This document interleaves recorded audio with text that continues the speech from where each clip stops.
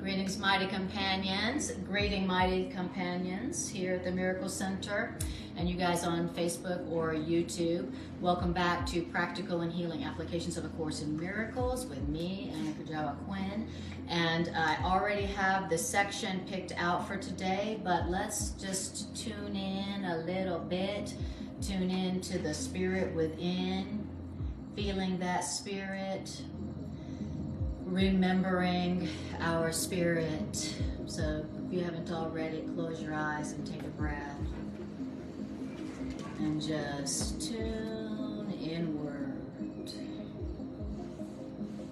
Imagine your awareness like a dial on the radio, and you are tuning your awareness to the frequency and the vibration of this moment now.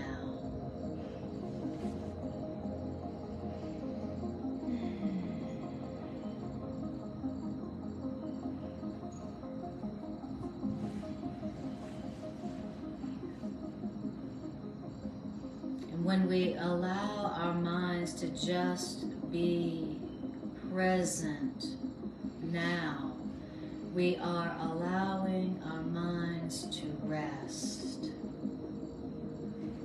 deeply rest from thinking and doing and planning and defending. Oh, mind. You need do nothing. I need do nothing. But be here right now.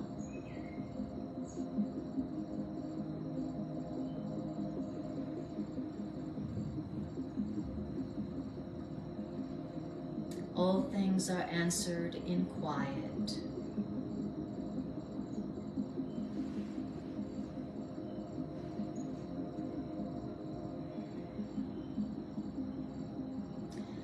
Quiet mind. I would like to experience a quiet mind, my quiet mind.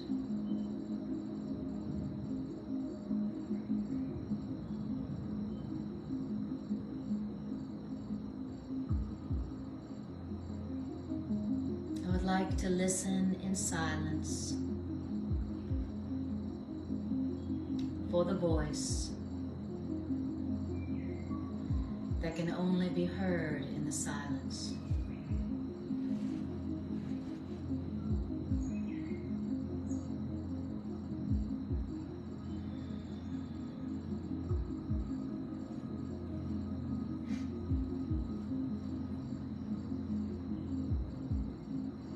I'm listening for the voice.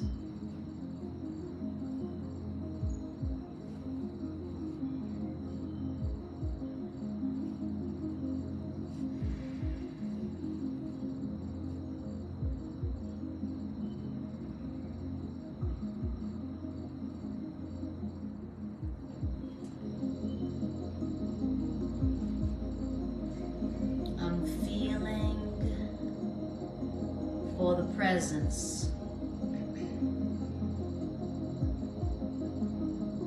that lives in the present.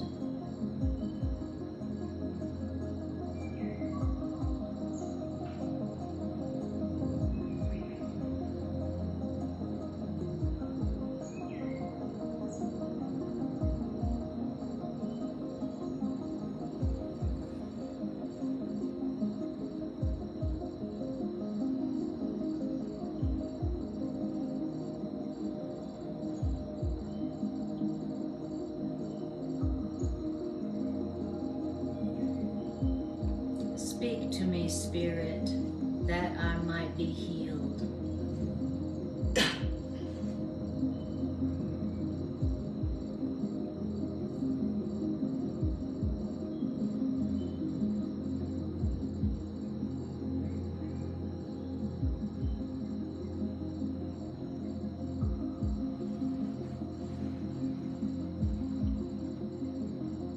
Love, heal me.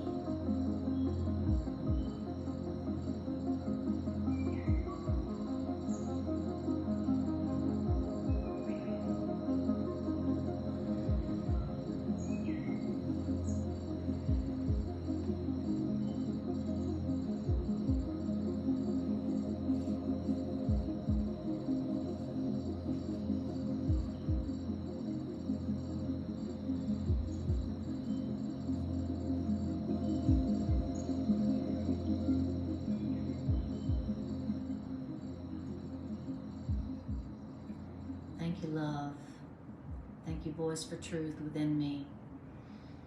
Thank you for always being there, voice for truth, whenever I get quiet enough to listen to you. Thank you for never abandoning me, even when I would abandon you, voice for love within me. Thank you for never abandoning me, even when I would try to abandon you. Thank you.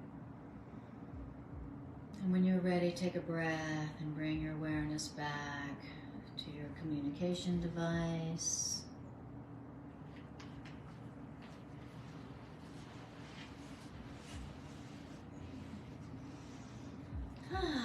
All right. Wow. I love meditating with you guys. I wish I meditated this good by myself. Sometimes I do, but you guys help me a lot to go really deep. No, by myself, way distracted. Squirrel, squirrel. Way distracted. Way too tempted to be distracted. All right, welcome everybody. Hi Jeannie, hi Bridget, hi Trisha. Lovely to see you all. And boy, have we got an interesting class today. We are going to be in the Course in Miracles, what they call the complete and annotated edition. You've heard and seen me teach out of this book. It's the big purple book. And it's the original edition, it's the original dictation with notations from Robert Perry, a Course in Miracles scholar, as well as lots of other writings that came to Helen and Bill that were personally to them, and cameos at the end of the book. So it's the OG ACIM is what we're doing. So, and we're going to be in chapter 1 in Miracle Principles. In chapter 1 in the OG ACIM, the Principles of Miracles is like a whole chapter. In the edited version, the Miracle Principles are one section. Okay, so that's how much more of the Miracle Principles are in the original. Okay, the original Principles of Miracles was big and fat, voluminous, like a whole chapter, okay, instead of one section. And so I did the random number generator, and it pulled up chapter 1, and which is exactly where Greg and Lynette and I had been reading earlier today, and we had been reading in the Miracle Principles, and it was blowing my mind. And I thought to myself, boy, I really would like to put this into my memory. I mean, deep in my memory banks. I would really like to embed this section deep, this miracle principle, number 25. And then when I went to the random number generator and it pulled up chapter 1, which is where we had just been, where I was saying I really wanted to put that in my memory banks. So that's how this section came about today. All right. So if you don't have a purple covered edition, go to your, be in the blue covered book and we'll see how much of this is in the version you have on your laps. Okay, so it'll be interesting. What section? Chapter 1, Miracle Principle number 25. So it may be such that it's not comfortable to try to follow because it's too different. So it may be that you just want to just listen instead. I mean, you can look and see if it most correlates. Of the blue book editions, it's just the title, Right. not the cover. Gotcha. Okay. And also, actually, there isn't a miracle principle in the edited version that is called "Miracles Depend on Timing." Right? What does it say for Miracle Principle 25 in the edited version? Miracles are part of an interlocking chain of forgiveness. Okay. Is that it? Say that again. It's 20. Am I in the right one? Is Yeah, 25. 25. Yeah. Yeah. But see, so a lot of the original titles of sections and chapters have been edited in the blue covered edition. So What we're in is the original dictation and then added notation from another Course in Miracles teacher who's amazing. Okay, so what I'm reading may not be in the blue covered edition.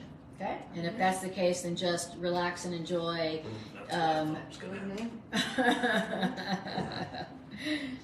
All right, here we go. So miracle principle number 25 in the original edition, the original dictation. Here it goes.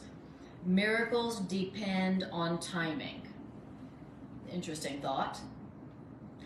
And since miracles depend on timing, this is why you shouldn't waste time. Miracles depend on timing. You need time for the miracle.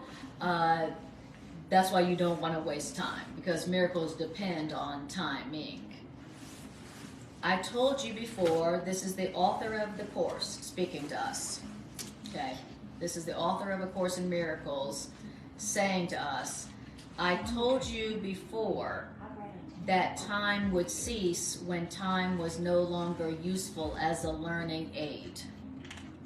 I told you before that time would cease when time was no longer useful as a learning aid. Told you that before.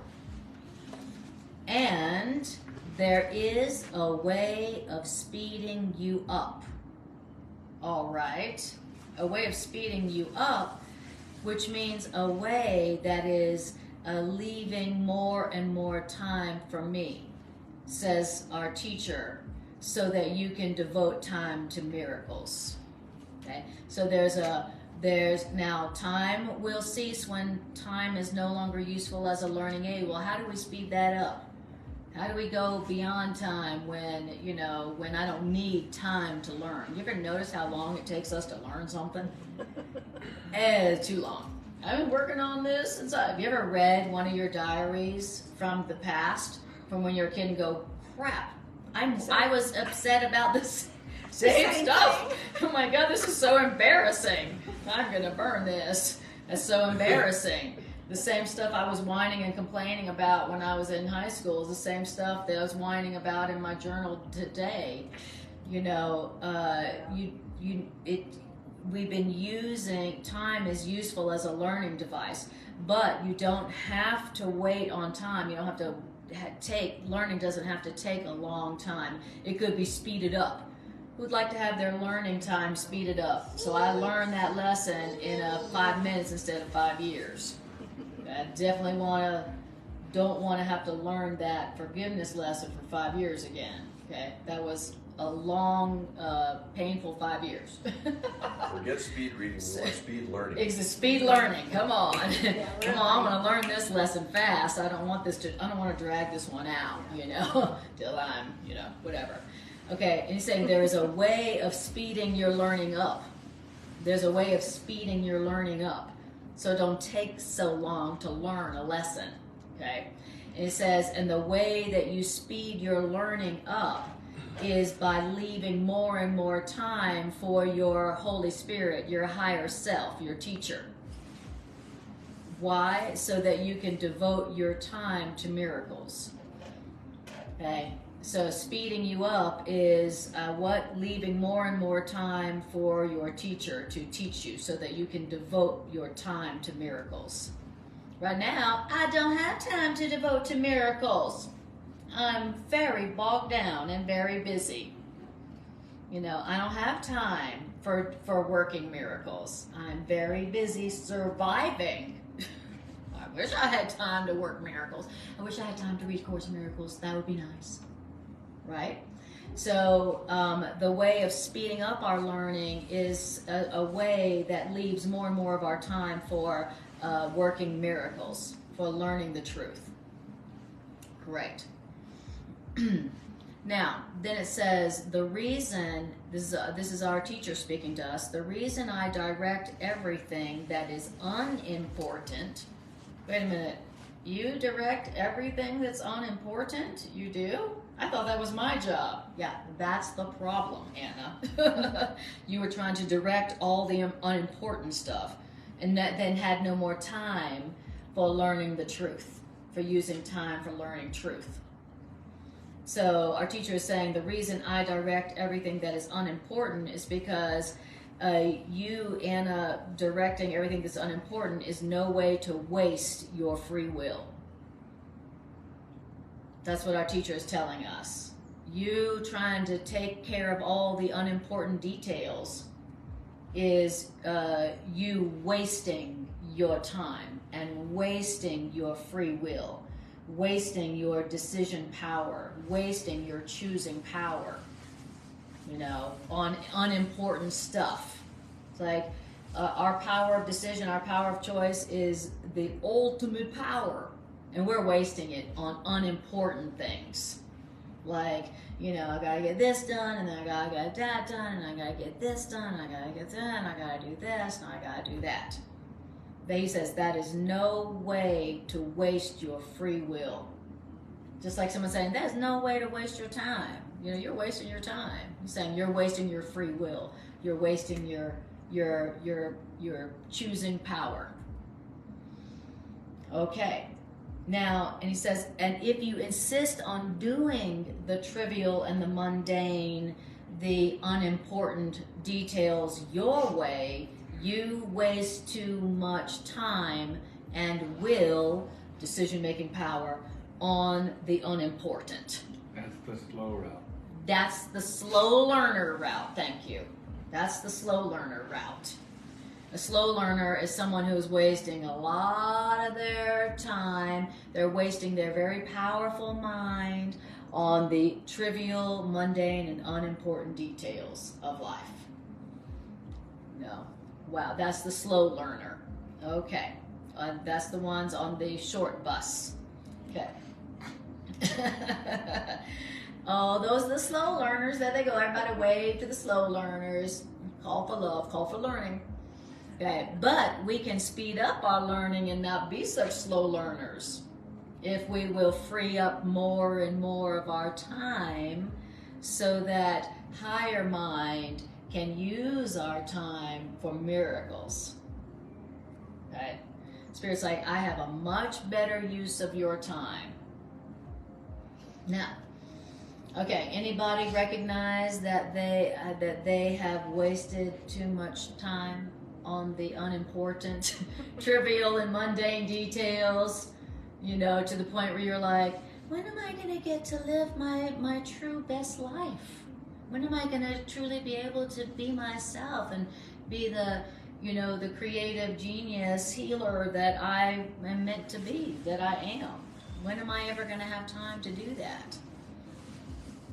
You know, the only way you'll have time to do that is if you leave your time more free more often. Okay, good, great. So how do you do that? How do you free up your time? Hi, welcome back. So, how do you free up your mind? Okay, and then it says, I'll just read that sentence again. If you insist on doing the trivial, mundane details, the unimportant things your way, you are going to waste too much time and mental power on the unimportant. Your mind, your mental power cannot be free if your mental power, your mind, is tied up in trivia, the unimportant, all day long. Whew. Does anybody ever feel like your mind cannot be free because your mind is tied up in trivial, mundane, unimportant details all day long? Anybody feel like that besides me?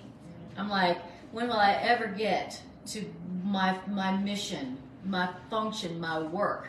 I would save the world, but I have too many goddamn details to tend every day.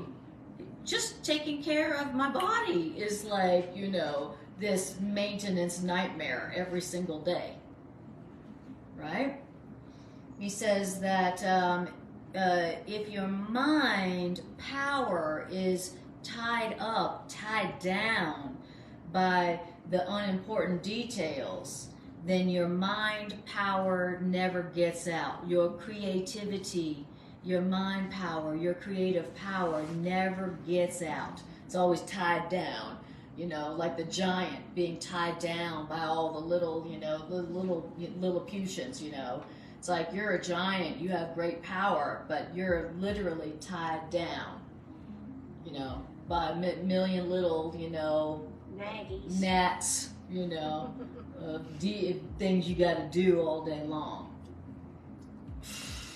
All the trivial, mundane, ultimately unimportant details. Ultimately, those things are not important. Ultimately, what's important is that you spend your time freeing your mind, learning and freeing your mind to do what your mind does. It's like having a mind that's a race car Ferrari and you literally never pull it out of the garage.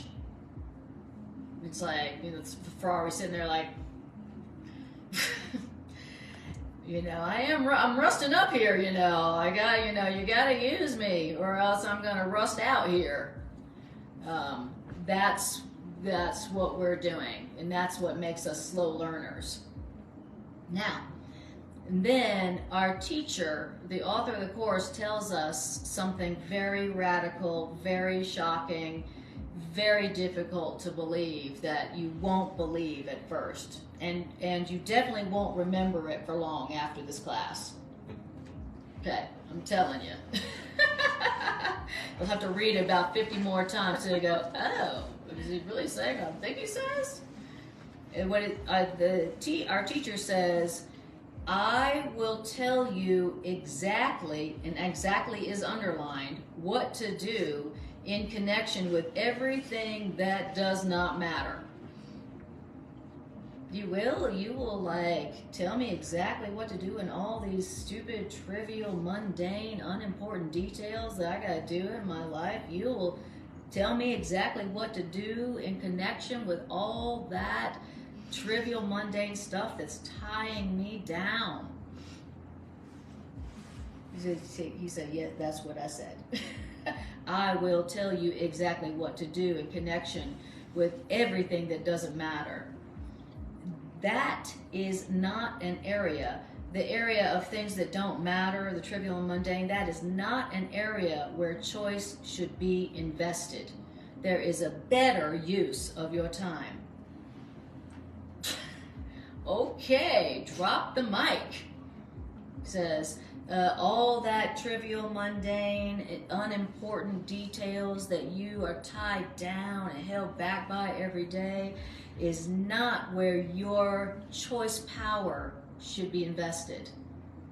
You know, I've got this unlimited mind power, and I'm using that unlimited power for, like, you know, okay, well, now I gotta get my breaks down, now I gotta do this, now I gotta, well, now I gotta figure out what to make for dinner, now I gotta figure out what to wear, now I gotta figure out what to do about my, you know, it's like, you know, that is not an area where choice should be invested. That's not where I should be going, let's see, what should I be choosing, you know, chicken or steak, right?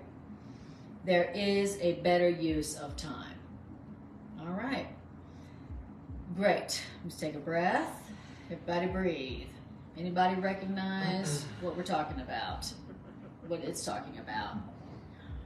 And I mean, this is like a total, complete answer to my prayer, because I realize that I have tied my mind power down. I have tied it down. I have anchored it down to the point where it cannot get out to create the good, the beautiful, and the holy, because I'm so damn busy with all the details of, you know, that ultimately are unimportant, you know?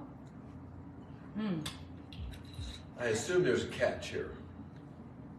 Well, there's not a catch, but there's a miracle answer. You know, there's a miracle answer to, you know, to this dilemma that we all have put ourselves in. And that's what we're getting to. All right. He's trying to figure it out. Yeah, unless you have the purple covered edition, it's not in the blue covered. This is the original dictation.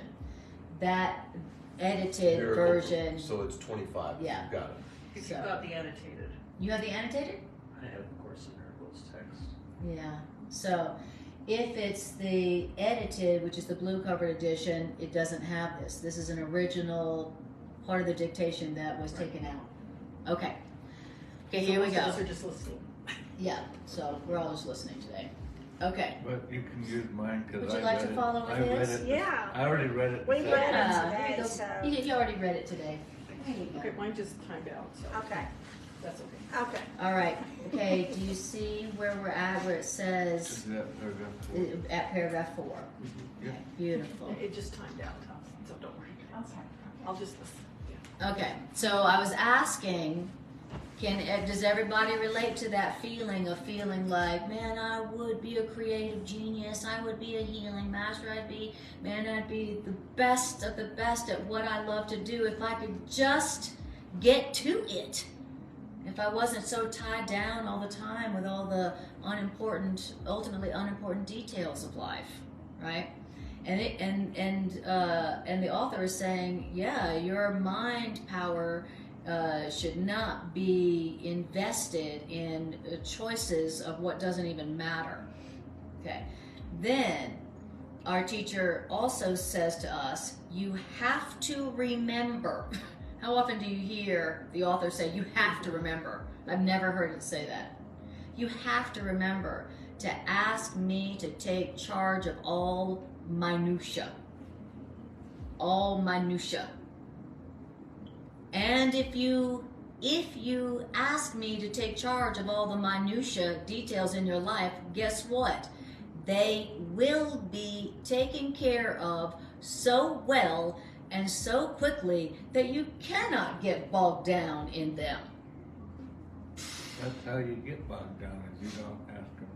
And that's how you get bogged down. You did not ask your teacher, your higher self, to take charge of all the minutia, all the logistical, trivial, mundane, unimportant details for me in this today, teacher. And he's like, you have to remember to ask me to take charge of all minutia. And if you do, all the details and the unimportant details will be taken care of so well and so quickly that you cannot get bogged down in them. The laundry, the cooking. The cooking, the errands, Get the it's admissions test. it's always something. If you have a body, it's always something. If you have a house, it's always something. If you have a kid or kids, it's always something. If you have a job, it's always something that needs to be done. There's so much minutia. Distraction. I mean, literally, death by 1,000 cuts. You know, and our teacher is telling us, if you will ask me to take charge of the details, the unimportant stuff, I will handle them so good, so quickly, that you'll be like, oh, look at all the time I have now, where I can be, being creative, learning something, where spirit can be now I have time where spirit can teach me or heal me. Now, sounds great, eh? Wouldn't that be awesome? Yes. He said, but the only remaining problem is, Matt, you were like, is there a catch? That all sounds great. I give my teacher all the minutia and unimportant details, and then it takes care of them so perfectly that I'm like, woo, what? Okay, the only remaining problem is that you will be unwilling to ask. A little problem. I'll do it all for you, just for you asking, but there's a little problem. You won't ask. What did he say? He didn't say you might be unwilling. He didn't say sometimes you might not feel like asking me. It said you will be unwilling to ask. That's right.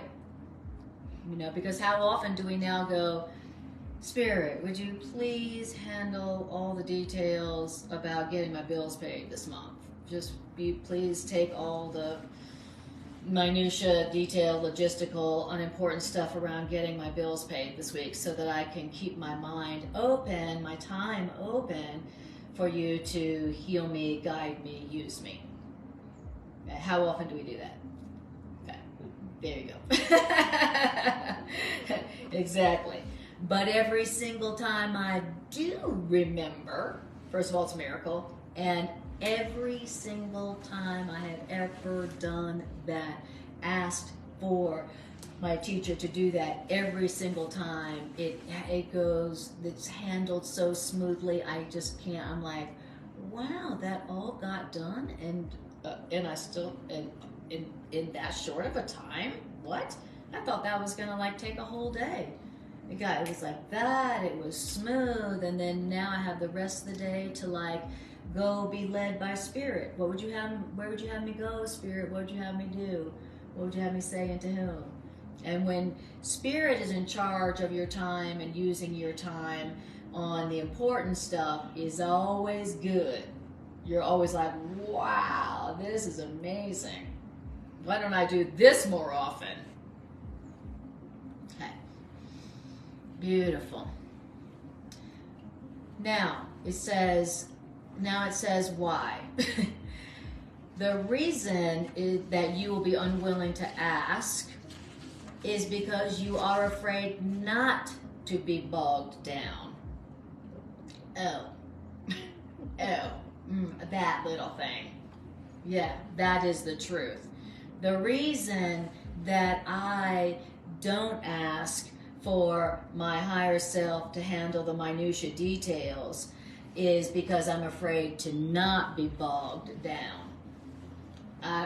Being bogged down is giving me something of value. It's somehow protecting me from something. I'm not sure what, but it's going to tell us. Wow. So it's not that I'm not smart enough to remember to ask. Right. I just, for some reason, have an agenda why I want to be bogged down. Exactly. Motivated denial. Exactly. Yeah. There's a payoff in being bogged down. It's not that I'm not smart enough to remember to ask Spirit to handle all the details. It's that I want to be bogged down because I think that being bogged down by the millions of details of life, the minutia, unimportant stuff, is because it's keeping me from something that I'm more afraid of than being bogged down and never getting to my creative, function. He says, but do not let this hold us back. It's our teacher saying, don't use that to hold you back. It's saying, don't use this to hold us back, says our teacher. Like, we're working this together. You ask me to handle the minutia, the details, I handle them. It's a team. It's teamwork here. We're working together here. No.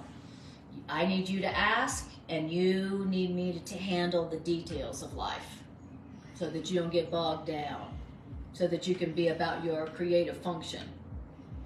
Now it says, so again, our teacher says to us, if you will ask, I will arrange these things. What things? All the tiny, trivial, minutia, detail, logistics that have been bogging you down in life.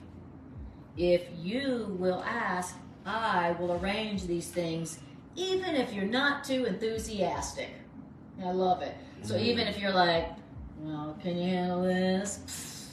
Can you handle the details of this, teacher?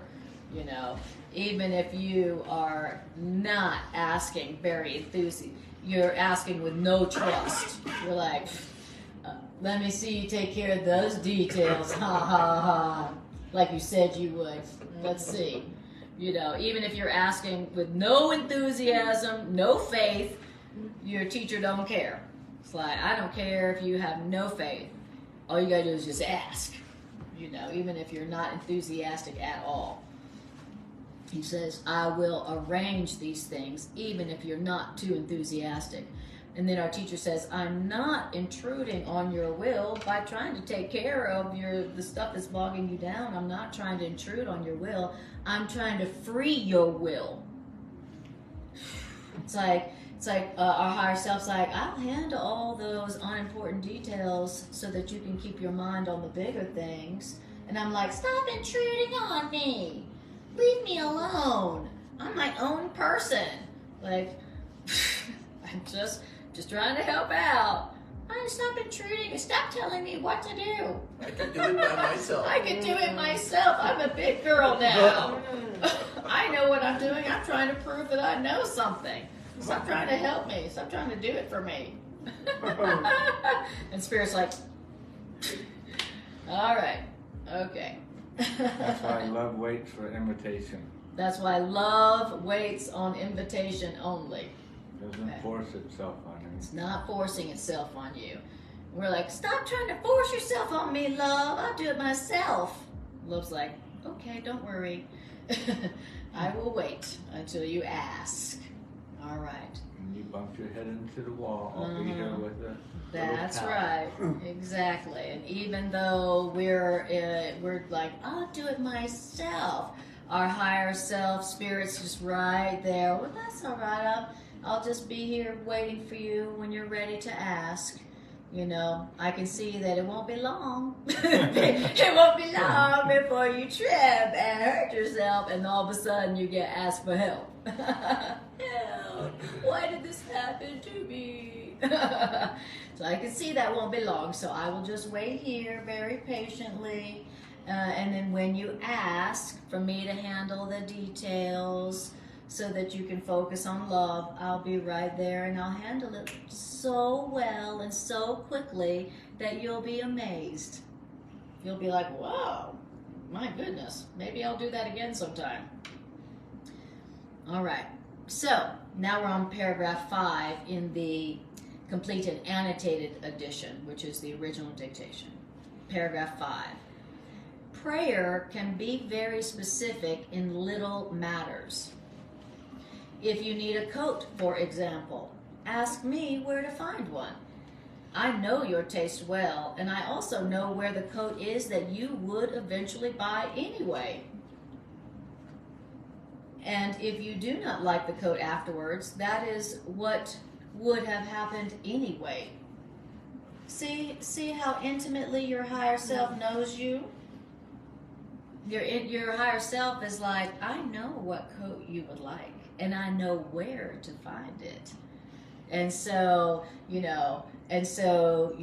ask me even in the little things. Even prayer can be very specific in little matters. Spirit, could you help me find a coat? I need a coat. Spirit's like, wonderful. I know your taste. I know what coat you would like, and I know where the coat is that you would like the best. And I will handle the details of getting a coat, a tiny matter, if you will ask. He wasn't at the Eddie Bauer store last week. Exactly. Exactly. It's like, wait a minute, I have my own personal assistant, I have my own personal shopper, I have my own personal secretary, I have my own personal assistant who handles the details of life so that I can keep my mind open and free to fulfill my creative healing function. The reason I'm here, by the way, I'm not here to just run errands for my whole life.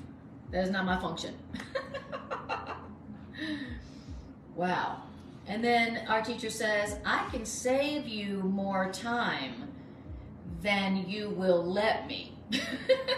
Oh, sorry. Our teacher says, I cannot save you more time than you will let me. I'm trying to save you time. Okay, but I can't save you more time than you'll let me. But if you are willing to try the higher shopping service, that's me, higher shopping service, at your service.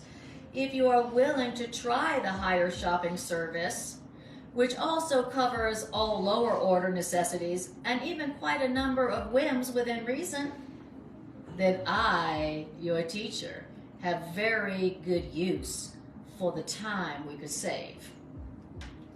Well, Talking about saving time, Yes. and the introduction to the teacher's manual says that the function of the teacher of God Yes. is to collapse time. to save time. To save time. Yes. Collapsing To time shorten is saving time. time. Because Yes. all time is for learning. Exactly. So get the learning over with. Exactly. So when we talk about saving time, we're talking about saving learning time. That's what we were talking about before you came in. You know, that that time is for learning. And but we want to save time. We don't want to have to have our lessons take forever. We want to save time in learning the lessons that we're here to learn. You know, and that our higher self is trying to save us time, and it knows that if it knows that if we would let it handle all the trivial, mundane, unimportant details that we have to in life, that it could save us time where we could get to the lessons, we could get to the learning that we're really here to do, and the creating that we're really created to do. So it's trying to save us time.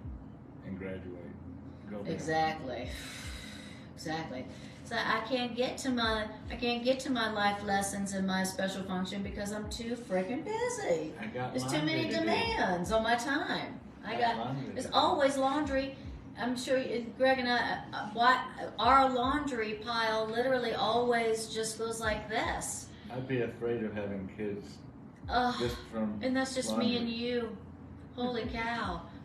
You know, I remember when I had my kid, I thought to too. myself, I don't know how I did it. yeah, I'm like, how I had time for anything, you know, and I didn't have time for anything but the trivial, mundane, you know, details of life. There was always something to do, and, you know, and so here we're being told that we essentially, every single one of us, have our own personal hire shopping service at our service to handle what? All lower order necessities. Things that are not ultimately important in life, but there's a necessity if you have a body, if you're in the world. It handles all the lower order necessities, like paying bills, grocery shopping, getting your list done, blah, blah, blah, all the stuff that you got to do if you have a body, right? And then if you have little bodies running around, you have a personal assistant, you got a personal chef, you got a personal trainer, got a personal shopper, got a personal secretary. It's like miracle-.com. Exact, miracle-com. And then do we use it? It's like sitting there like, I'm here to a service. And we're like, do. Oh, I got so much to do today. I'm just crazy out of my mind. I'm so busy. You know, and then here's our higher shopping service representative standing over here, you know, looking fine. And we're like ignoring, not asking. We can borrow its thoughts anytime. Mm-hmm. Its thoughts are not our thoughts. Its thoughts are loving. Exactly. And it knows exactly how to handle all the details of life perfectly easily, perfectly efficiently, so efficiently that now you have all this time that you can spend, you know, being delighted and used and taught and inspired by Spirit. Time that you wouldn't have had if you were, you know, handling or taking care of all the important details yourself. And nobody can say, I can't afford that. That's too much. Mm-hmm. What do you mean? Well, usually with something that many benefits, Oh, yes. how could you afford that? Oh, But right, exactly. It's just for the asking. Oh, yeah. No, it's free. You're like, it's, wait, what? I have a higher shopping service representative always at my side, ready to handle all the details, and I don't have to pay for that or sacrifice for that. That can't be true. That must be of the devil. Oh, that's what they think the devil is. Wow. Okay. Demi says, Bridget says, that does work. I do it all the time shopping, LOL. Beautiful.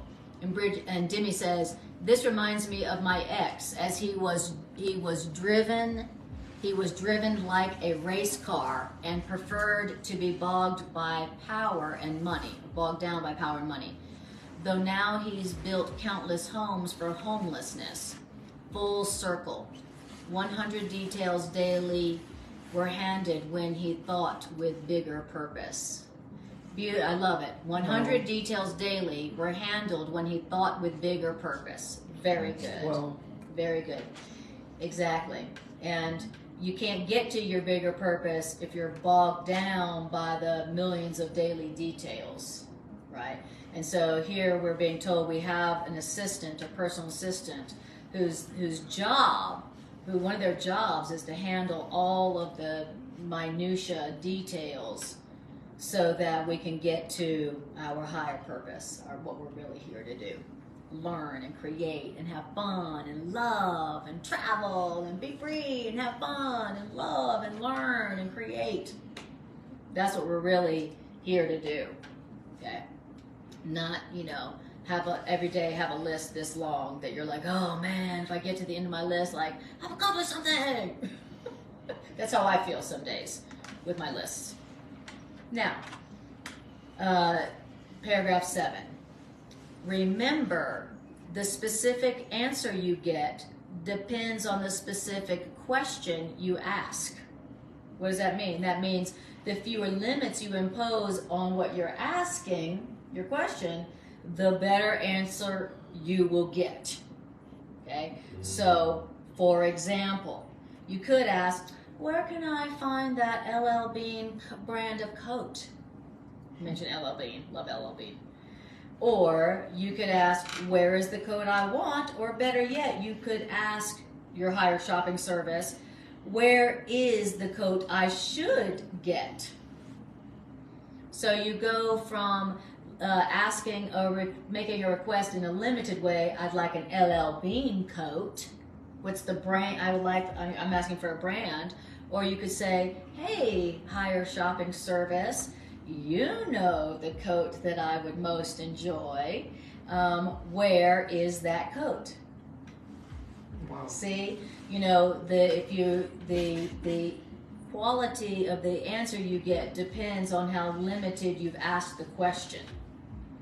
So, we ask the question, how can I get a mate with this list that meets all these requirements?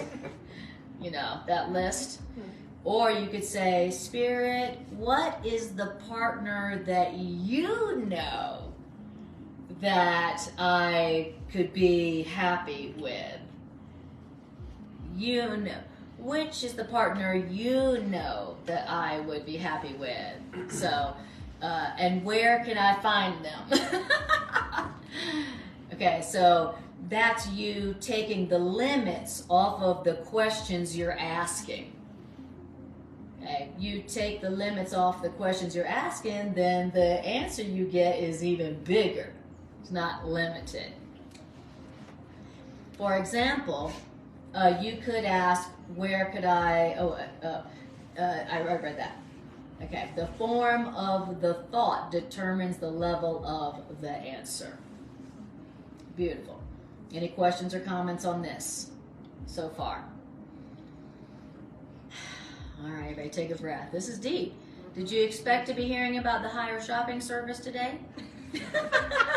I'm like, this is my lucky day, It's a miracle answer for me because I love to shop, All right. Now, paragraph 8.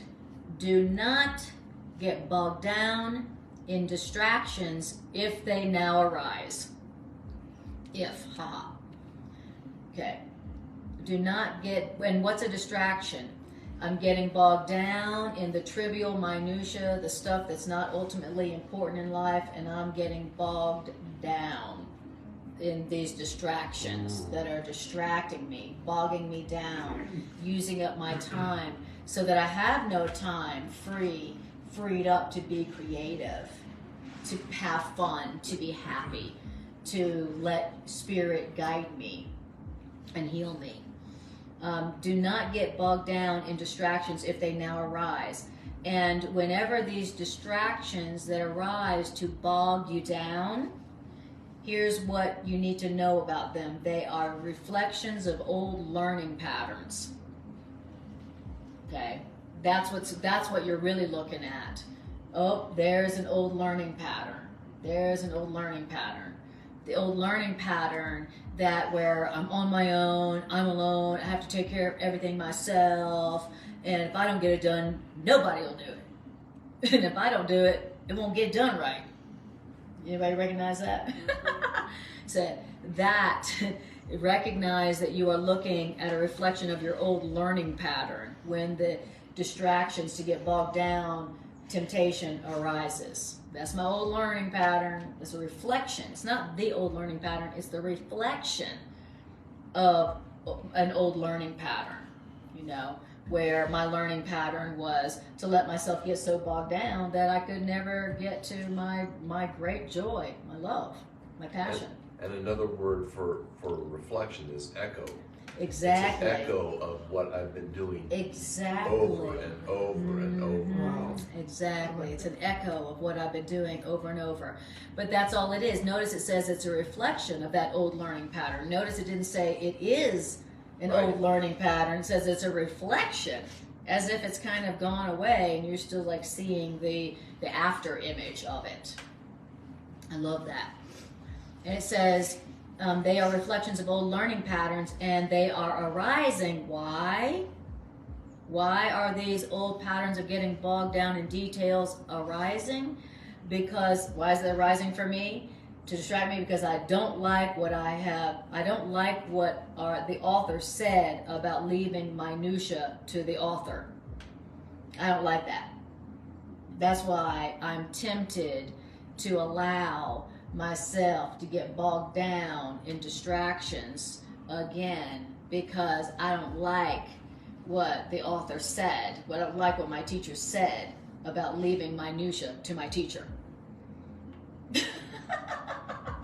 It's like, I'll handle all the minutia for you very well and very effectively and save you a lot of time so that you can have more time to have fun. And I'm like, I don't like that. I don't like what you said. That's what we're saying to our teacher. I don't like what you said. And so I'm going to get bogged down in the details. That's how insane we are. See how insane we are? That's how much we like to be in control. That's how much we like to be in control, even if it means feeling profoundly unfulfilled creatively, spiritually, on every level. I'll be like a zombie, purposeless, dead inside, feeling purposeless, just so I can stay in control. I'll handle it myself. Yeah. The one that's coming up for me right now is getting really pissed off and livid because what I want to do right now isn't working out the way that I want it.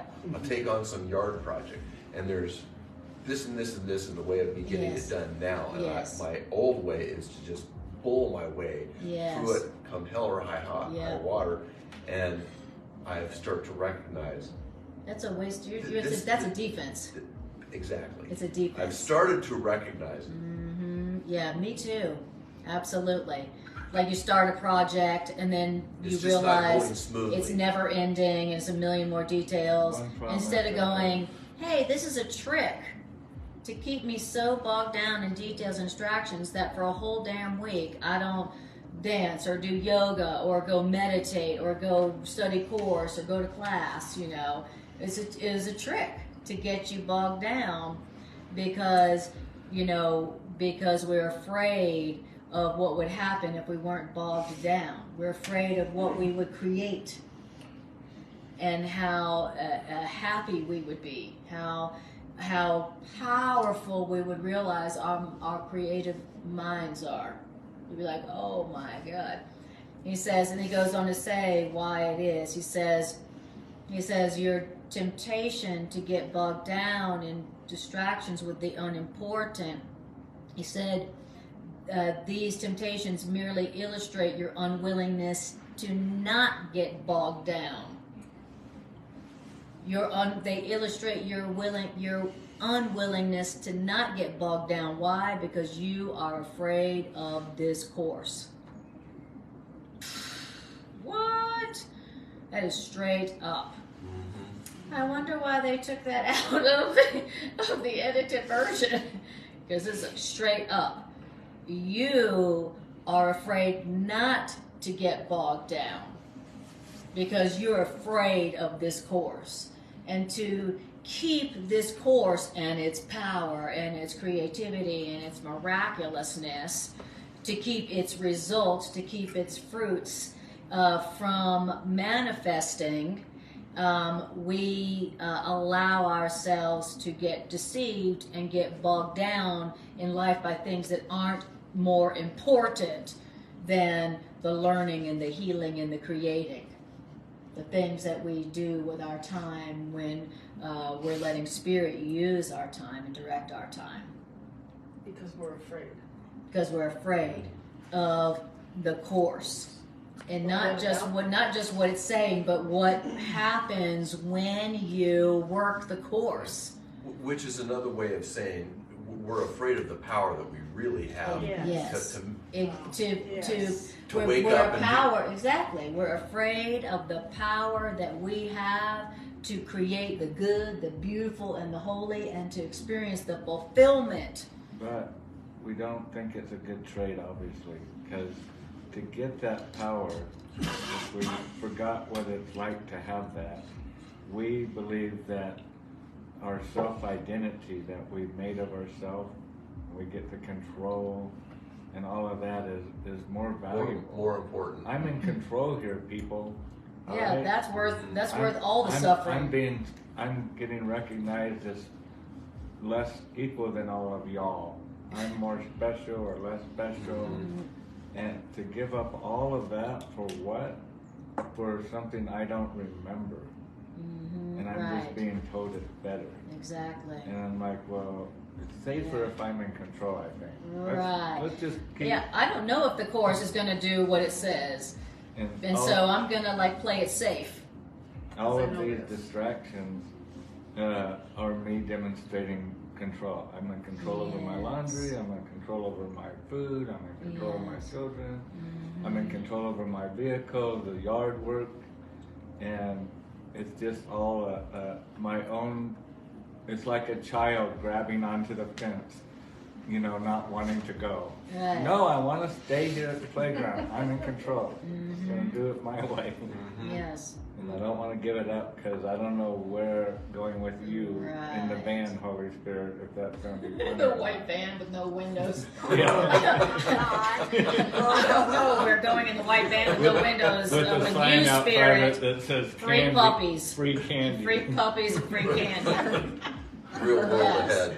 Sometimes I'd be texting Aria, I'd be paranoid, I'd be like, Aria, what are you doing, Ray? She goes, oh, I'm just walking down the Denver streets and I'm about to go say hello to this guy with a white van and no windows that says free puppies. And I'm like,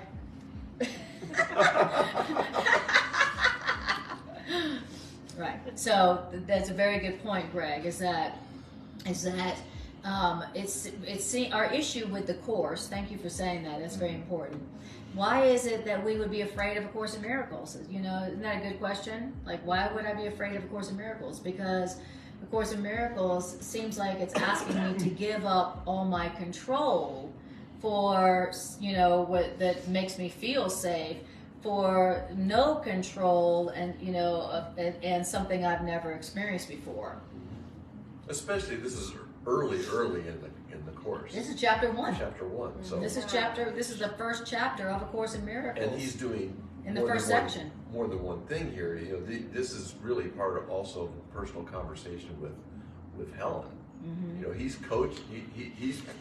He's bringing her up to speed at this point in time. Oh yeah, totally. Oh, absolutely.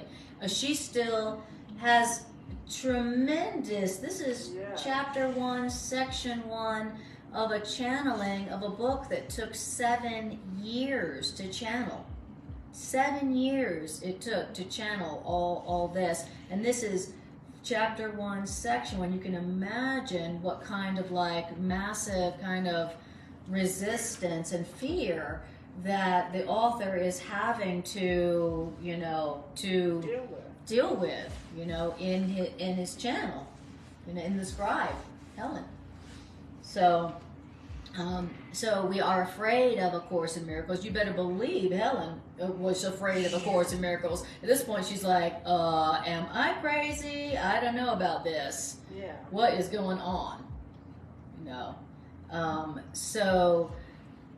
But it's not only true for her, it's true for us. We are afraid of the Course. How do you know? Because we don't ask the higher shopping service that's at our service to take care of the details. We want to. And we want to do it, and we're bogged down and frustrated and unfulfilled and exhausted and broke because of all the details we're tending. So obviously we are afraid of the Course. Okay. Good point. Okay. So it says, don't use these temptations, these distractions to get bogged down. Don't use them that way. Don't use them don't use them to get bogged down in them. Don't use them as a distraction from learning the Course. Okay? And you use them that way by not asking. And you use them that way by not asking for your higher self, your teacher, to handle the details. Okay. When I first read this, I was imagining, having, a higher shopping service representative, and I felt like I needed a secretary in those days. I, full-time working, had a kid, living by myself, and I realized I really needed a secretary. And, and Spirit was like, here I am, and my name is Paige. And all you have to do is page me. I am your personal assistant.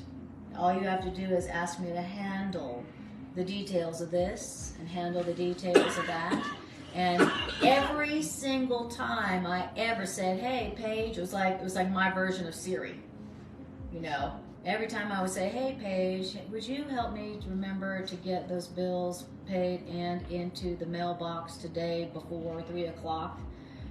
Every single time I ever gave over any of those details to Paige, they were always handled exactly like it said, quickly, and it said quickly, so handled so well and so quickly that I was amazed. Okay. Now, so it says, do not use these distractions, these temptations to get bogged down in that way. This course is about willingness, not unwillingness. So you just have to be willing. Are you willing to remember to ask? Are you willing to receive help in handling the details so that you're not getting bogged down in the details of life? Are you willing?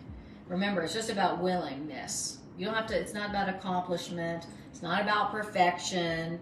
It's not about knowing anything. It's not even about believing anything. It's about, are you willing? Yeah. Isn't that deep? That's how babies spoon feeding. We're being so spoon fed like babies. Are you willing? Open your mind. Yeah, exactly. To the idea. Exactly. It's like, when clients would come into my session, and they have a very deep, complicated, complicated problem, and the first thing that I would ask them is, if there was a better way, would you be willing to find it? We don't have to talk about, well, how do you do that? Well, that seems very difficult. Or how are you going to do that? If there was a way to have peace with this, are you willing to find it? That's all you need. That's all you need. Just a little willingness. It says unwillingness has to be replaced by willingness, because willingness is part of readiness. And without readiness, learning cannot occur. Wow. So the goal here is to speed up the learning. Speed up the learning. Speed up your learning so that you're learning something that took 5 painful years in 5 minutes. Okay? Speed up the learning, and it starts with I'm willing. Because when you say you're willing, now you're ready. I'm willing. I have no idea how that could happen, but I'm willing. I have no idea how that's possible, but I am willing. Great. That's all we need to get started. Okay. I love it. Readiness. It says willingness is part of readiness, without which learning cannot occur. Okay. So if you want to speed up your learning and learn this faster, sooner than later, then it starts with I am willing to remember to ask the higher shopping service to handle the trivial, mundane, unimportant details of life that I feel bogged down by. Dang. We must really be afraid of freedom. Okay. Now, how are we doing on time? Okay, everybody okay? Yeah. Everybody breathing? Okay. I'm going to keep reading because I'm going to keep reading to the next one, because the next one explains our terror at not being bogged down with all the meaningless details of life. Okay, you want to know why we're terrified not to be bogged down? It's about to tell us. It must be big, huh? Okay, now we're on miracle principle number 26 in the original edition. 26. A miracle rearranges the order of perception, which means a miracle places the levels of perception in their true perspective. And when you do that, this heals at all levels, because all sickness, all suffering comes from confusing the levels. Okay? So the miracle puts the levels of perception back in order. Okay, so my perception is out of order. Okay, I think that I see something out there, and that's the cause, and then my reaction is the effect. Okay, it's perception, and is disordered. It's out of order. It's like something happened, and then I responded. Okay, the levels of the order of perception's out of order. Okay, I think that the effect is the cause. Now the miracle puts it back into order, where no, the cause is your mind, and the effect is what you're experiencing, what you're seeing, your perception. Then it says, the reason for your difficulty with this is not that you doubt or distantiate or cannot believe. It is more of a reaction formation against a pull, which you recognize is so intense that you are afraid. Whew. You ever experienced a pull that was so intense that you were afraid of it? Like, oh boy, I should not give into that. Oh my God, right? He says, and our fear of that pull that is so intense is that we think that if we allow ourselves to be pulled by that we will be uprooted.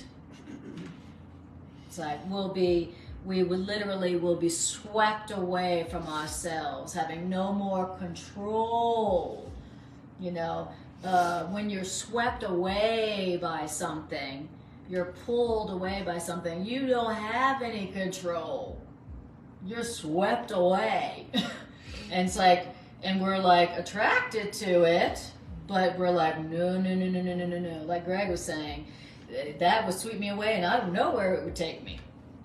I know the little I have control over, but I don't know where it would sweep me off to, you know, if I gave in to that pull that is so intense that I'm afraid of it. Whew. Have you ever felt that for a person? Mm-hmm. Where you're like, whoa, the pull of that person is so intense, I'm afraid. Moth to the flame. Exactly, like a moth to the flame, right? And Run what? like hell. What'd you say? And I ran like hell. Exactly. And then what happened after that is a Yeah. country western song Yeah. of some kind. You got me up there, Yeah, and that's why we're afraid. The Course in Miracles represents, or is the Course in Miracles is representing a pull, something that is pulling us so intense that, you know, away from, you know, all we've ever known, all of our control, that we're afraid of the Course. That's what the Course is. That's that pull. The Course in Miracles reminds us of something that is pulling at us. And what's pulling at us is our freedom, our free selves, our free and powerful selves, our real selves that are like free and powerful and creative. And, you know, it's our real self that's pulling us back to who we really are. Our magnificence. Our magnificence, exactly. Yes. Our glory. Our glory. Yeah. And the real world where we are free to create. We're not bogged down by a million little details in life. We are free to create. We all day long, we just do what makes us happy, which is what we're good at, which then can't help but be helpful and make other people happy. When you are doing what makes you happy for real, then you're going to be really good at it. And then it's going to be helpful to other people because it's loving, because it's happy. That world where we're free, where our will has been freed to create the good, the beautiful, and the holy. That world, that life is pulling us intensely. We're like, no, no. Because you're going to uproot me from my routine and my control. You're going to uproot me from being bogged down, and I don't know where you're going to take me. Like you were saying, you know. What you're describing sounds a lot like the parable at the beginning of the book Illusions, with the river creatures and the one that finally decides to let go. Yes, exactly. Everybody called him crazy. Exactly. I was just telling that a client today. I was telling it was the craziest thing I ever heard. Craziest thing I ever heard, you know. The people who let go and allow themselves to let go of the control of all the minutia in life and swept up and uprooted, those are the people who are called crazy. And, you know, and I said to this child, this teenager, I said, that's you and me. That's our function, you know, is to take the risk of letting the world, all those who are clinging to the old way, the old learning patterns, who are calling you crazy, to take the risk of letting them go, she's crazy, you know. And so, and it's a risk worth taking because you get swept away into a life where you are free to be yourself. You know, you're a life where you're free to be yourself and you're with people who don't think you're weird. And I said, so there's that possibility. All right. So powerful, so powerful. A paragraph, so we're still in Miracle Principle 26, and now it's the third paragraph of that principle. And it's a quote, and it's a prayer. It says, Lord, heal me. A 3-word prayer is the only legitimate prayer. That just cracked me up. Lord, heal me. And it cracked me up because normally that's not what we pray. We're like, Lord, could you like fix Greg? Because he is really being irritating today. And Lord, can you like, you know, give me that car? And can you like make my script happen? That's what we pray, you know. Can you like do things like that I would like you to do, you know, for my purposes, you know, in the ways that I'm controlling things. We're not just saying, heal me. That's the only thing you really need. You don't need all that stuff that you're asking God for. Well, and that's a good point. When we're asking for Spirit to take over the minutia, what we're doing at that point is trusting the outcome of it. In other words, we shouldn't be praying, Lord, do it this way. Yes. We're just giving it over. Yes. And that's kind of this prayer of Lord, heal me. Lord, heal me. I don't know what I'm doing. Yeah, exactly. That's, you know, like we're doing the specific prayer, the limited prayer. Could you please do this for me and do it like that and make sure it's in this timing? You know, like putting all these limits on our prayer, you know. But, you know, instead of praying where you're telling God what to do in the form of a request, you ever told somebody to do something, but you kind of made it seem like a request, but it really wasn't a request? Honey, would you be willing to take out the garbage? You know, when really, you know, it's like Greg is not like, no. You know, even though it's a request, you know, it's like, oh, I got to take out the garbage. So that's what we do with God. We tell God what to do in the form of a prayer. And then we go, and I promise I'll be really, really good if you give me this, God. I won't ask for anything else. So the only legitimate prayer is, Lord, heal me. Because that's the only thing I really need. That's the only thing I really need. I really just need healing. That's the reason we're here. Yes. That's the learning that I'm here to do. The only outcome worth praying for. It's the only outcome worth praying for. It's the only thing worth praying for. Heal me. Right. Now it says, the Lord heal me is the only legitimate prayer. This also means, Lord, atone for me. Or Lord, correct my thinking. Because the only thing you should pray for is forgiveness. And you know why the only thing you should pray for is forgiveness? Because you already have everything else. You got everything else but forgiveness. So you don't need anything else besides forgiveness. You just need forgiveness because that's the only thing you don't have. The only thing you don't have It's is the only correct thing you way don't of have. I've seen everything. I mean, I could say that about my house, you know, looking around and go, dang, I got so much stuff. Shoot, the only thing I don't have is forgiveness. I got all this stuff. I got everything. Like Greg's mother says, you know, you can't ask for something I don't have here. And if I don't have it, you don't need it. I was like, that's my kind of gal.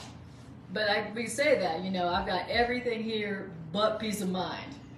I got a screwdriver, I got a lot of clothes, I got every kind of this, I got every kind of that, but I don't have peace of mind. So, he says, Lord, correct my thinking, which is healing. Lord, heal me. Is the only thing you should pray for is forgiveness because you have everything else.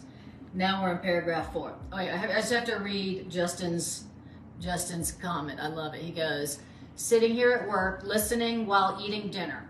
As soon as I was done, I just started doing yoga and push-ups in the middle of the control room floor. A task I have beat myself up over constantly just got accomplished. See? Yeehaw! Spirit, would you please handle the details of getting me back to doing my exercise program that always made me feel so good that I stopped doing mysteriously? Would you please handle the details of getting me back into a yoga routine or a workout routine that always makes me feel better but that I always forget to do? You know, And then next thing you know, you're on the floor doing your yoga routine right there in the control room. Right on, Justin. I love it. I love it. I love it. I love it. Beautiful. Thank you for sharing that, Justin. Okay, now paragraph 4. Okay, so it says, this is our teacher speaking to us. Now take this personally. Here's something I do want you to take personal. Yes. And I also want you to not only take this personal, but I also want you to listen to divine logic. Okay? If you know, when I was in my master's program for counseling, they did a lot of logic problems, a lot of word logic things, syllogisms they called them. And here's one, and they were psychologists. So now take this personally and listen to divine logic. If, when you have been forgiven, you have everything else, and you have been forgiven, then you have everything else. And it says this happens to be the simplest of all propositions. If P, then Q, P, therefore Q. Okay, this is what they call syllogisms and logic problems. Your real question is P true? And what's P? It's if, when you have been forgiven, you have everything else. Okay. If it's true that when I have been forgiven, I have everything else, then my only question is that's true. If you will review the evidence, I think you will find this inescapable. And then the author of A Course in Miracles says, I went on very personal record to this effect, and I am the only completely true witness for God. And you have every right to examine my credentials. Do you hear that? This is the author of A Course in Miracles telling us we have the right to check his credentials. Isn't that hilarious? I'm going to check your credentials. He's like, you have every right to examine my credentials. In fact, the author of the Course is urging us to do that very thing and to check his credentials. Check your credentials. And it may have been years since you have read the Bible. This is what the author, Jesus, is saying to Helen. Paragraph 6. The purpose of the atonement, the healing plan, is to restore everything to you. The purpose of A Course in Miracles is to restore everything to you. Well, that is to restore your awareness of everything. Why? Because you had everything when you were created, just as everyone was given everything when they were created. And having been restored to your original state of having everything like everybody else, then you naturally become a part of the healing plan for mankind yourself. And now that you're part of the Great Awakening, the healing plan for mankind yourself, now you're going to be sharing your teacher's inability to tolerate lack of love in yourself and everyone else. And now you must join the great crusade to correct the lack of love yourself. Wow.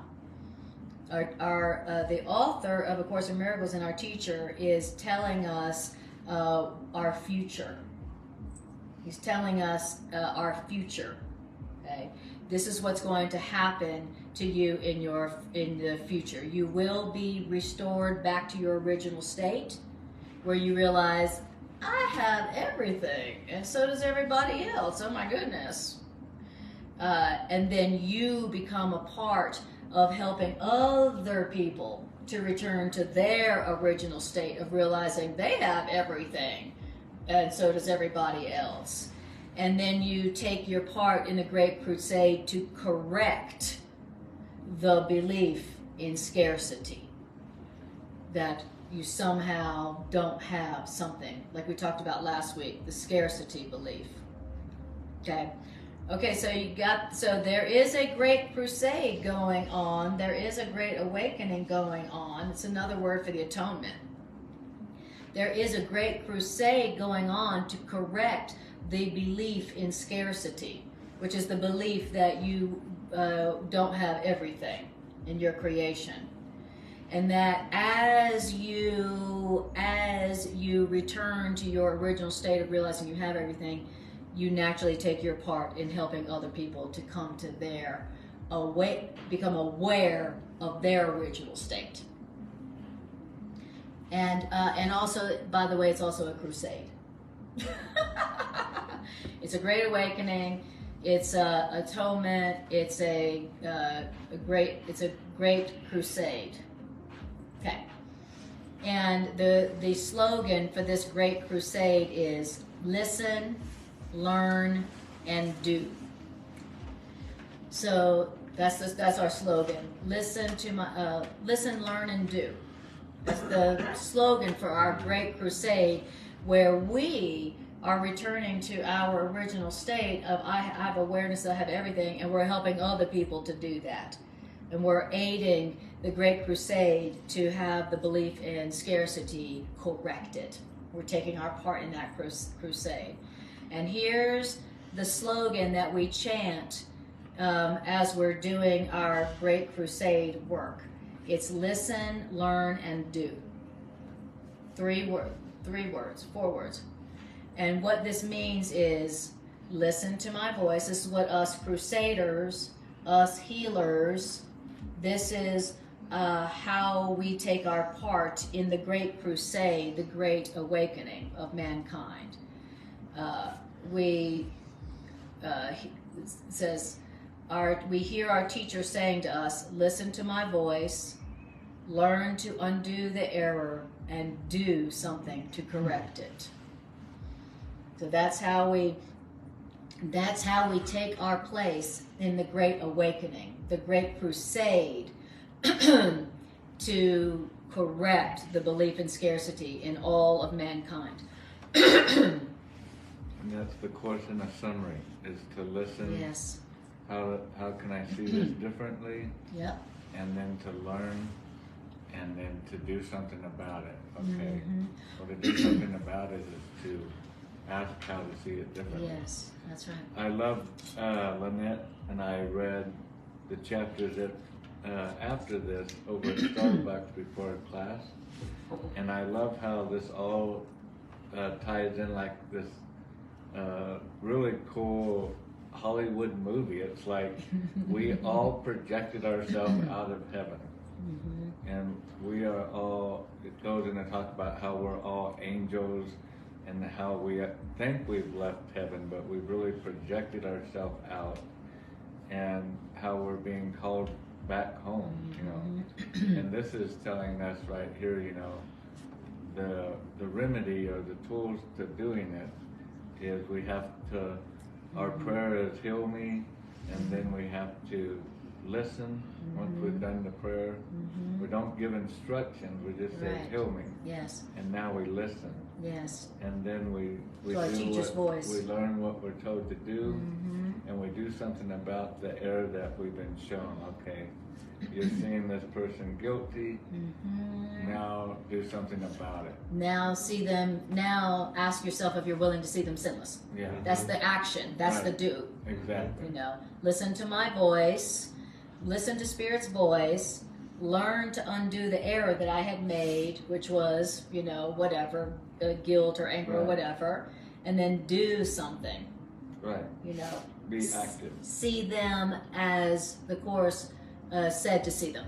Yep. And backing up a few sentences or paragraph or so, it was talking about learning to be intolerant of lack of love in myself and others. Yes. And so that's a result of following this listen, learn, and do. Exactly. As I learn to give up my judgments, my perceptions, and listen to the Holy Spirit's interpretation of things to replace all of that stuff that I'm making up, I am teaching myself to be less tolerant of the lacks of love. The lacks of love. Not in just other people, but also in yourself. Exactly. in everything. And everything. Giving up control in everything, even Yes. the little stuff. Yes. If you want to speed it up. Yes. Yes, exactly. What is the Beautiful. very end of it? Said something It says- about my people are Oh, yes. active. Yes, yes. It says, so, the what is it?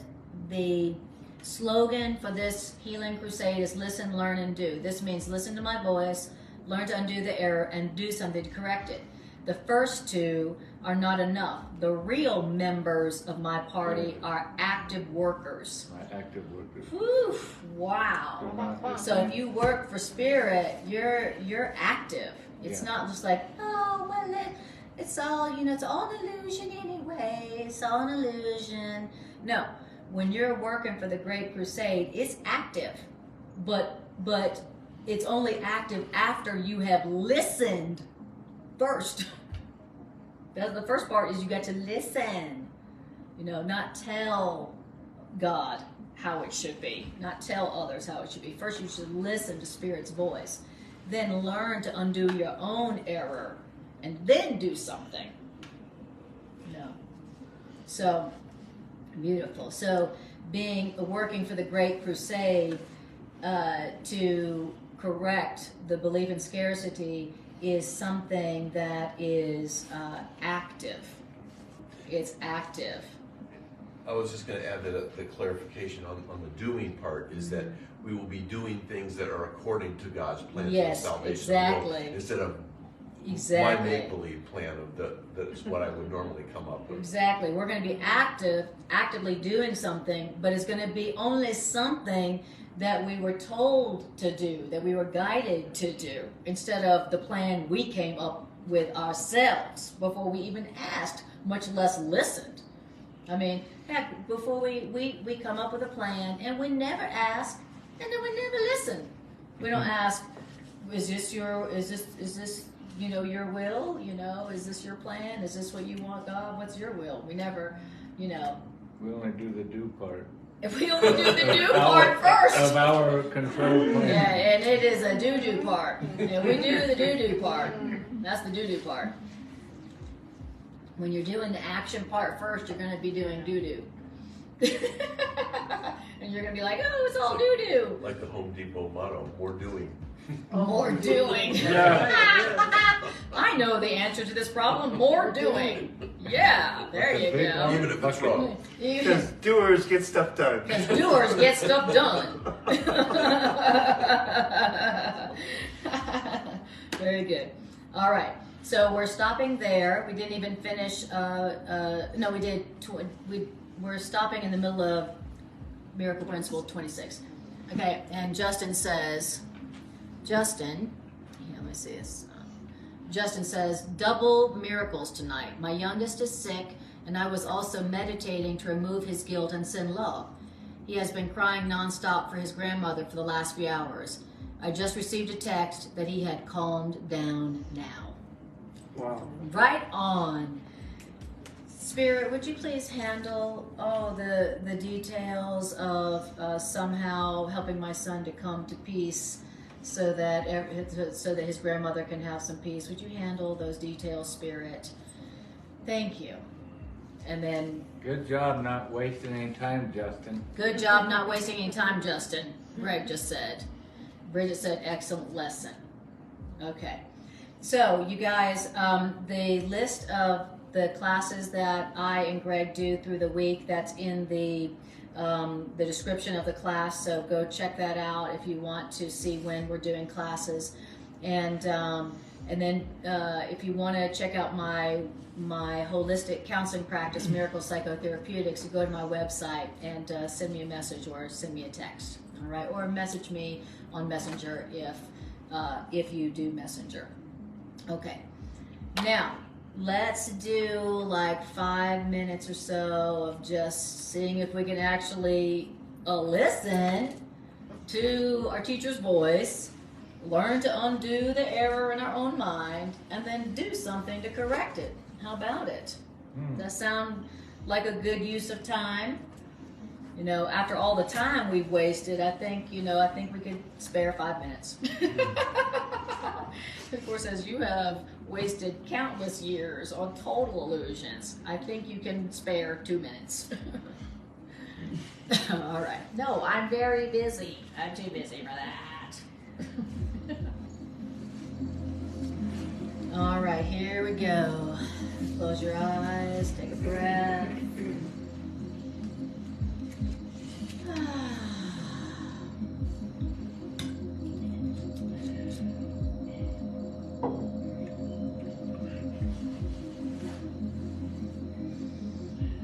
And just breathe.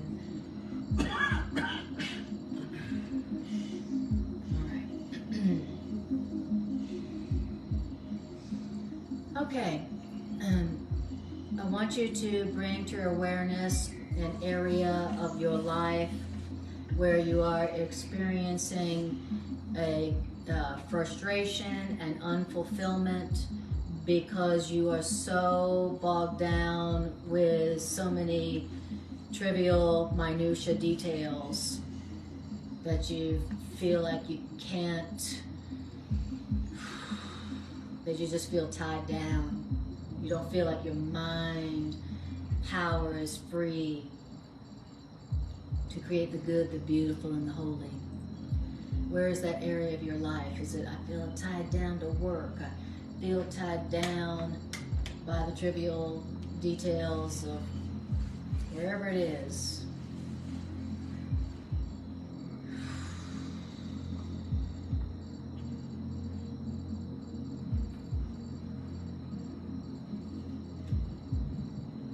Beautiful. Now, I want you to, let's do what it said to do, where our teacher said, you must remember to ask me to take care, to take charge of all the trivial minutia of this situation. So let's do that. Teach your higher self. Whatever you call your teacher, your higher self. Please take charge of all the minutia involved in this situation, such that the result is peace for everyone involved.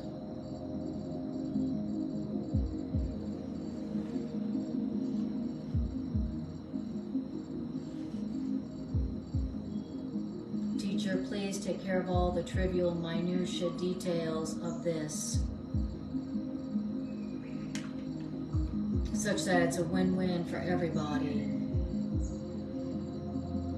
And my mind can be freed up to learn the truth, that which is really important, most important, so that I can learn, so that I can accept the healing of my mind, so that my mind power can be freed up, not held back, to create the good, the beautiful, and the holy, to fulfill my creative healing function on earth.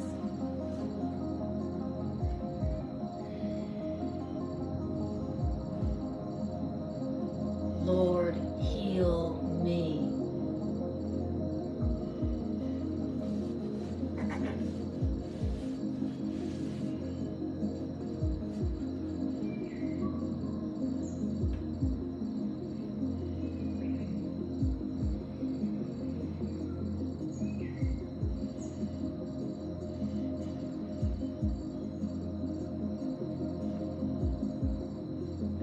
I want you to hear your teacher reminding you,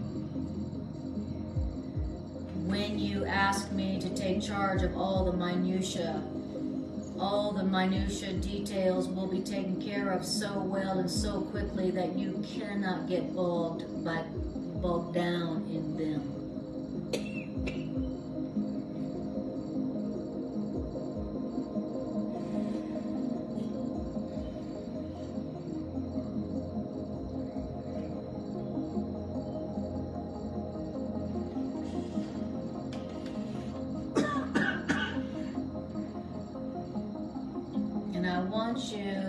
to now think of something that you're asking for that's very specific, that's very mundane and trivial, like a coat or like something that you're wanting.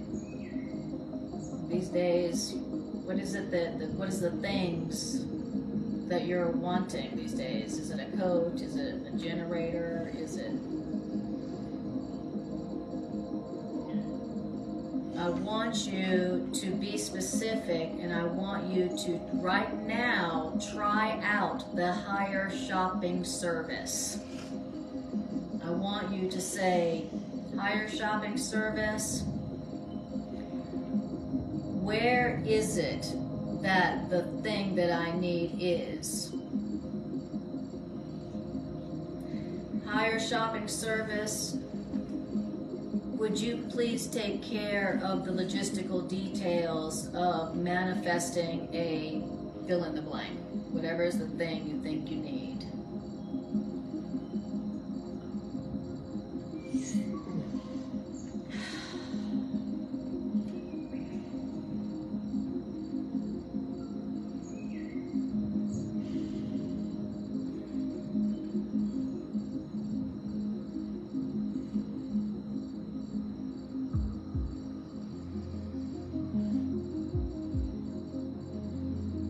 Now, in this area of your life where you have found yourself being so bogged down by the details of life that you don't feel free in your life, I want you to now speak the truth of the distraction. I want you to speak the truth over it, and I want you to tell yourself, this,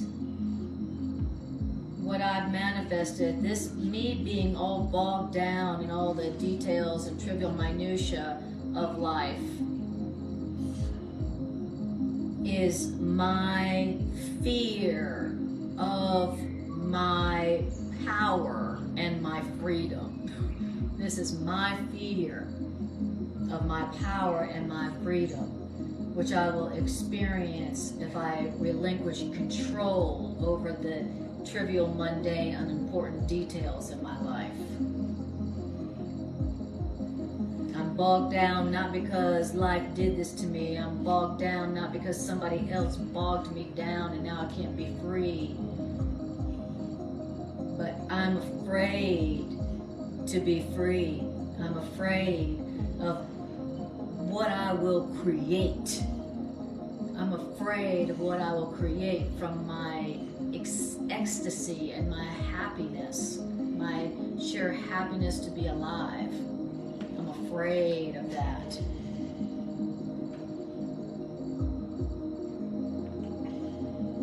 But I'm willing. But I'm willing.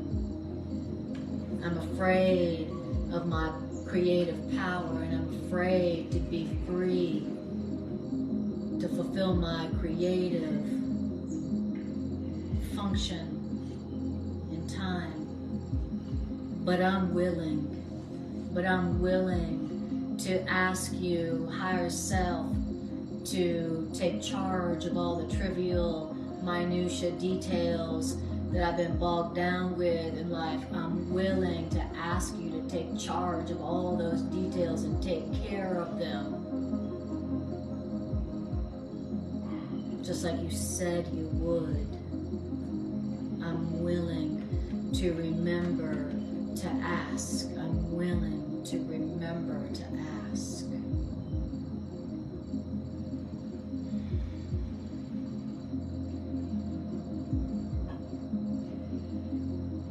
I don't need to be afraid to let go of control of all the trivial, mundane details in my life.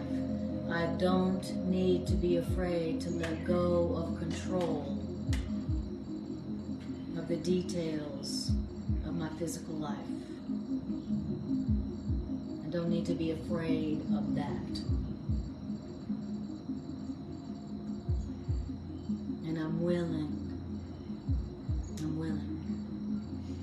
to ask.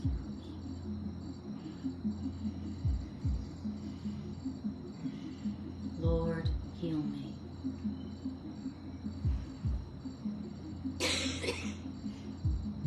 Teacher, I am willing to let you handle the trivial, mundane details of my life so that my time can be freed up for you to put my time to a much better use. I'm willing.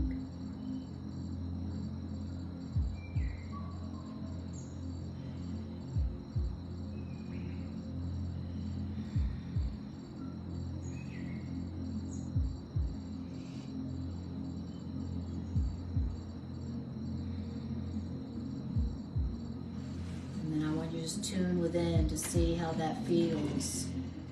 To feel like you've got help. To feel like you're not alone. You don't have to do everything on your own. You can let go of control. You're safe. I want you to feel how safe you really are with this higher shopping service at your service. Your teacher, your healer, who is here to take charge of all the unimportant things for you. All the stuff you don't want to be doing anyway. You are not alone. You are not on your own. It is safe to give up control to your friend, your helper, your guide.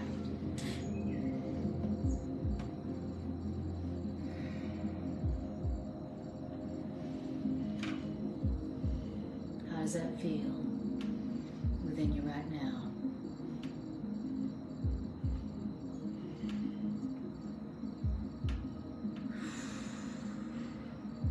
Beautiful. And then just take a deep breath. Yawn and stretch. Bring your awareness back to your body. Woo! Doggy. Wow.